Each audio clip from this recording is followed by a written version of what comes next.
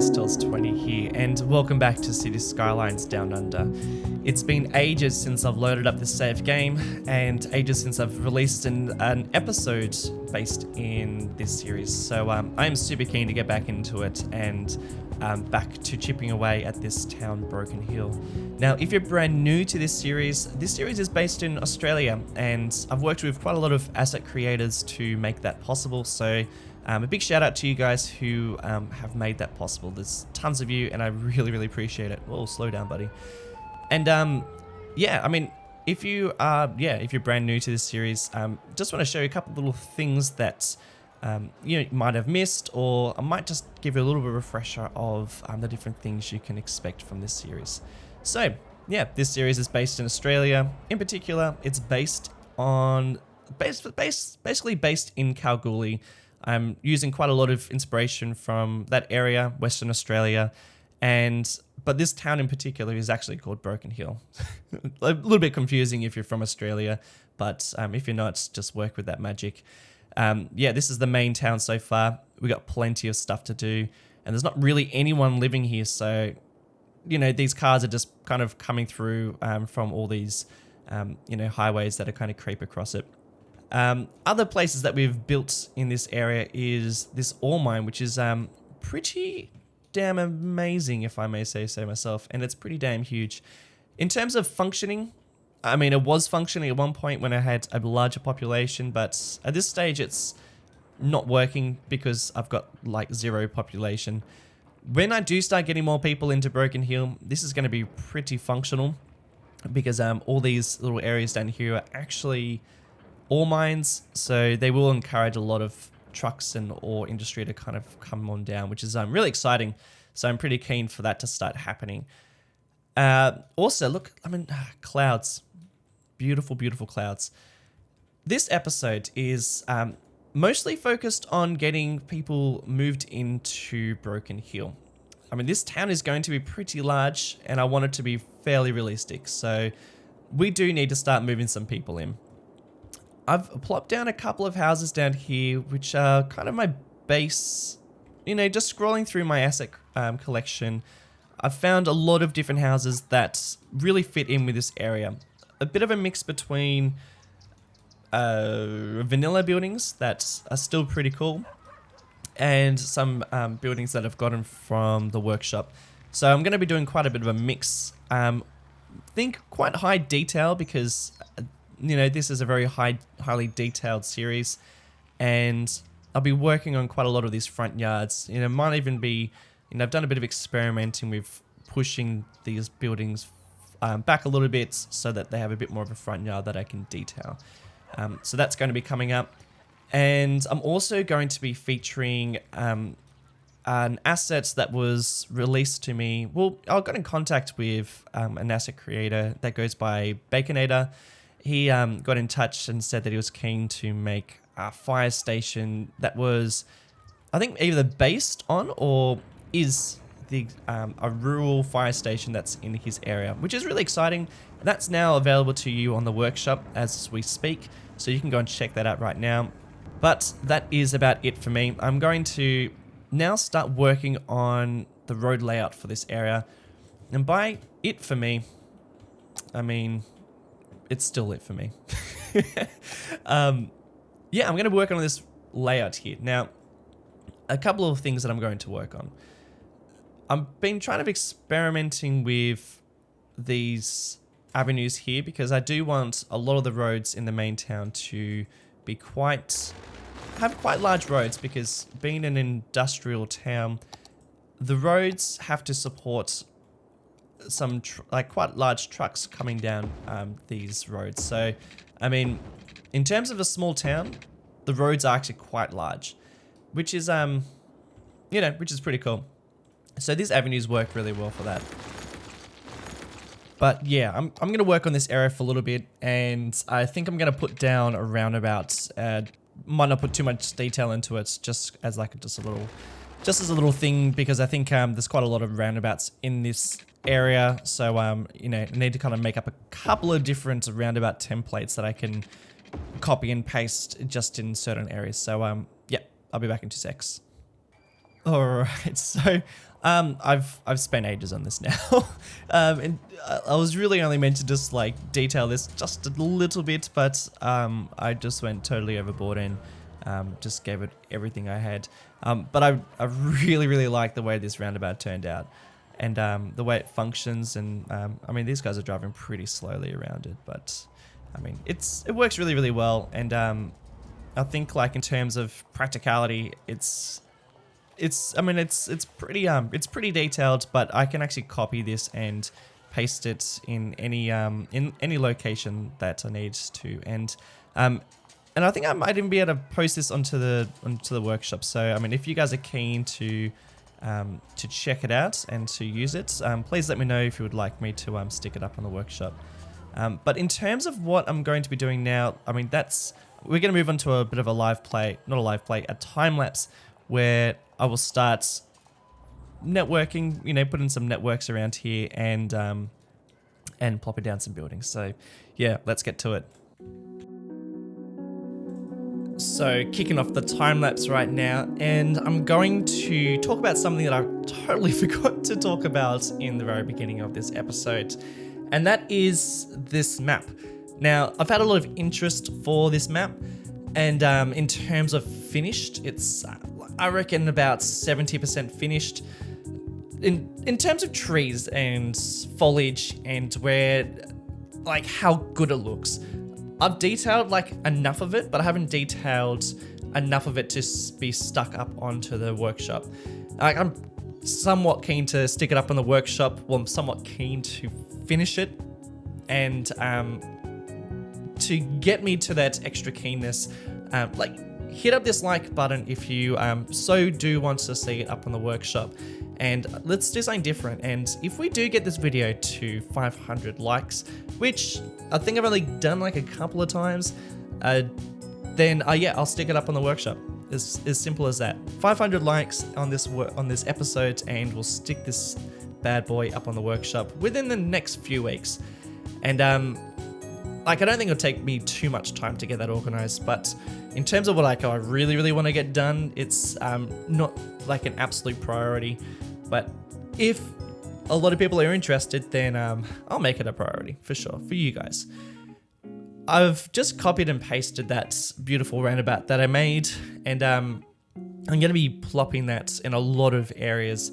There's a lot of roundabouts in this town, a lot of roundabouts that I want to plop down, and they all generally the same shape and size and formula. So there is just absolutely no point building the same roundabout over and over and over again. This series will go on forever, and I'll be so super bored of it. So I'm just going to copy it, and it's just far easier. Call me a cheat. I'll take that. I'll take being a cheat, but it's so much easier. But I'm not going to plop them down in every intersection, just like on a lot of them. A lot of these intersections I want to be somewhat unique. I don't want them to be just a simple cross in the road. I do want them to follow like some sort of a uniqueness. But I'll get into that a little bit later, because I do want to talk about what I'm doing right now. Now, these yards that I spoke about in the live play earlier, I wanted them to be very unique. And, in order to get that country town feel, particularly the feel of Australian country towns, there's quite a lot of space between the road and the front yard. Now, I struggled with achieving this particular look quite a lot. Like I experimented a lot with different techniques, and in terms of like how I can achieve this look, this is the best look. This is the best way that I found, and I'm so happy with how this turns out. It's awesome. In a nutshell, what I do is I drag along a gravel path just in front of the road there, and just get rid of all the concrete using the texture, ground texture mod. And what that allows me to do is just get rid of all that concrete, because there's just not much of a concrete path in this particular town. I am scrolling over and just copying a whole bunch of the houses that look particularly how I want, and just using Move It to place them in a particular order. A lot of these houses are longer than they are wider, so I rotate a lot of them. And in terms of shape, they all follow a very particular shape. And also the amount of space they take up on a block, it's very particular. It's not just, there's one that takes up 4 squares and there's one that takes up 2. They all generally take up 2 by 4. But in this instance, I am creating larger front yards and backyards. I've always felt like the backyards in City Skylines have been too small. This particular row of houses are actually way too big. This is my first crack at it. So this particular group, they're really lucky they get massive backyards. And that's not totally unusual for Australia. We tend to have massive backyards. Is that something for people in overseas? I don't know, tell me. I've been to a bunch of countries, but I haven't visited that many backyards. So please let me know if I'm just generalizing and making it sound like Australia's super special, and if you're watching this video with your arms crossed going, you bloody idiot, that's just a thing in every country. Let me know. And I try to cover up a bunch of these ugly vanilla trees with just some custom, mostly Australian trees, but at the same time, there are a lot of introduced trees in Australia, and I tried to plop them within the space of the yard, because a lot of people plant those trees in their own private yards, whereas a lot of the natural trees, a lot of the what's the word? It's escaped my mind, but a lot of the trees that belong in Australia are more on the outskirts of the actual houses. I'm using grass to paint down a couple of areas, and I wanted there to be a mix between red earth, the natural earth, and then some grass that people have obviously planted down in their yards. And I just kind of worked it as in wherever I could fit it in, and then wherever I couldn't fit it in, I just made that the regular ground texture.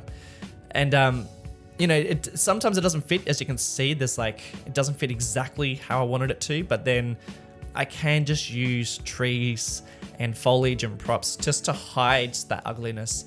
And you'll see me use that technique to hide a couple of the fences that don't totally match up, and a couple of other things that just don't really match. I cover everything with trees. If something doesn't match and something doesn't look right, I just cover it with a tree or a bush, and then I think it works really nicely. By the way, I toned down a lot of these trees. I think I go a little bit too crazy with the amount of trees in this one block. And I do tone it down. I delete a couple of trees and make a couple of them smaller. And I think that bunch of shrubs you see there is toned down a bit. Ooh, okay. Right now I'm plopping down something that just makes this an Australian backyard, and that's that clothesline.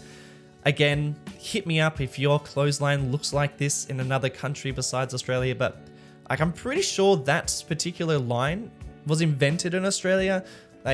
Whoa, massive call there.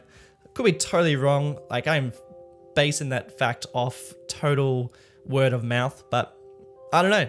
I think we invented that line. So, but they call it a UK, on the workshop, that's called a UK line, or, it's part of a UK collection. So, I don't know. Just putting it out there. We don't invent too much in Australia. So whether you just want to give that to me, or whether you want to claim that as something that's in your country as well, I'm all ears. Go for it. Copying in all these neighborhoods, because as you saw, it took forever to build it, and it fits in some places and then it doesn't fit in some others, which is actually really good. I think that's good because I didn't want every block of land, every block of suburb to look exactly the same or be the same shape. Like I said before, this series is highly detailed. It's a like I'm going for mega detail. So like I'm gonna be detailing a lot of these areas anyway. So like I'm not too fussed if I have to go back and redo a couple of these suburbs.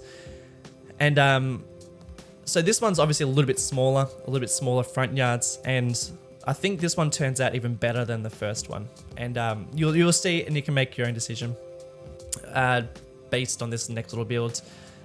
But what I really like about this block is I plopped down a couple of, well, actually I do it in the other one. Actually, ignore that last little fact, but I think this one looks way better.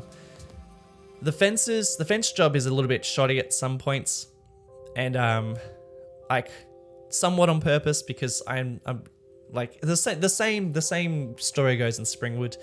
If I spent like trillions of time making sure my fence line, as you can see in that little fences there, if I made sure that it was perfect every single time, this series just would not be done, and I would have lost a lot of motivation.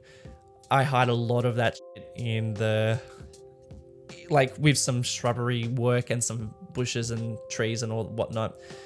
And I think the reason why I like these yards a lot better is the fact that they are a little bit more obscure, and some of the yards are a little bit bigger. Like that fence, that shed that I plopped down there is like a very Australian shed, just rusty and old, and just fits in with the Outback feel a lot. Right now I'm going for a slightly different approach for this area.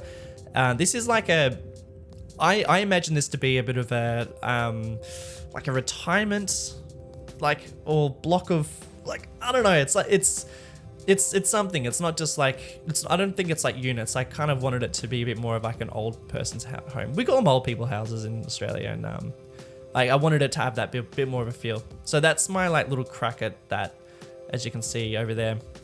And I've just placed a couple of these really, really nice villas on the workshop, and I've just placed them all together and made something somewhat unique. And you can see them on the left side. And I go into a little bit more detail pretty shortly. But yeah, just fence it off with this wall, and it's sick. I think it looks pretty good. This is also the first driveway that I extend to the road, and I'm not sure if I want to do this for all of them. So if you think this is a far better look, the cinematics at the end paint a far better picture than what you're seeing right now, but I'm not really sure whether it's something that I want to do for every suburb. I mean, now would be a good time to voice your opinion because I haven't made all the suburbs yet. Don't tell me this after I've finished them all, because there's no way I'll be going back and changing them. But if you think that this is a cool look, then let me know, because I might just extend all of them.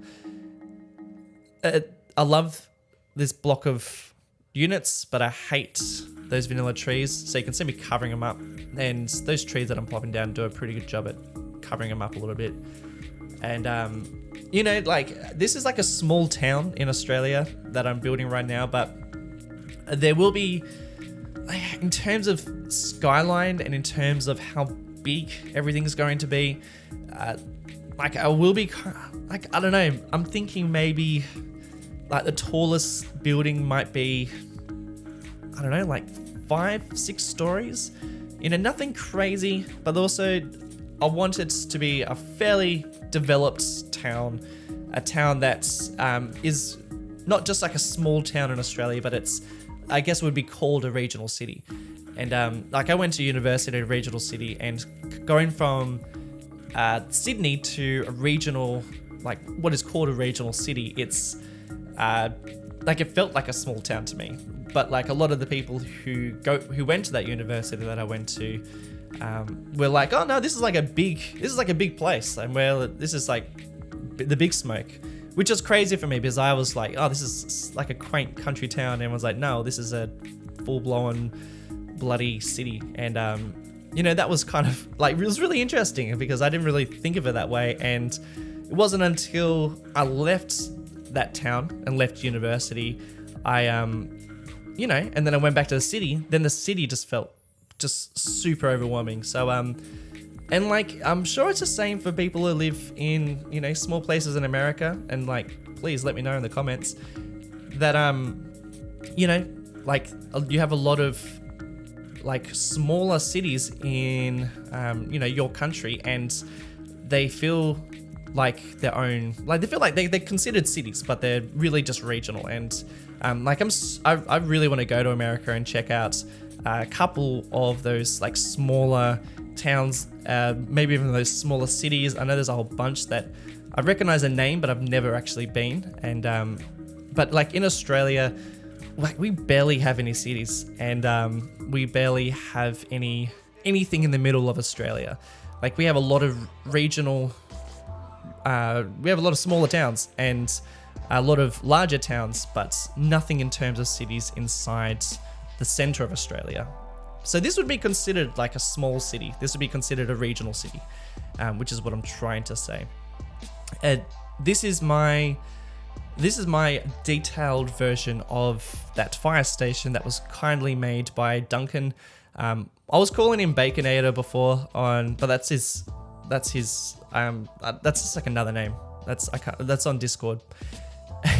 But I realized that his name on Steam is actually Duncan. So this is me just promoting that because it is a really, really nice fire station, and I asked him if he could do it undetailed because I think it's really nice detailing these areas yourself. So this is me detailing it, and I'm basing it off a couple of pictures in Australia and a couple of regional places in Australia.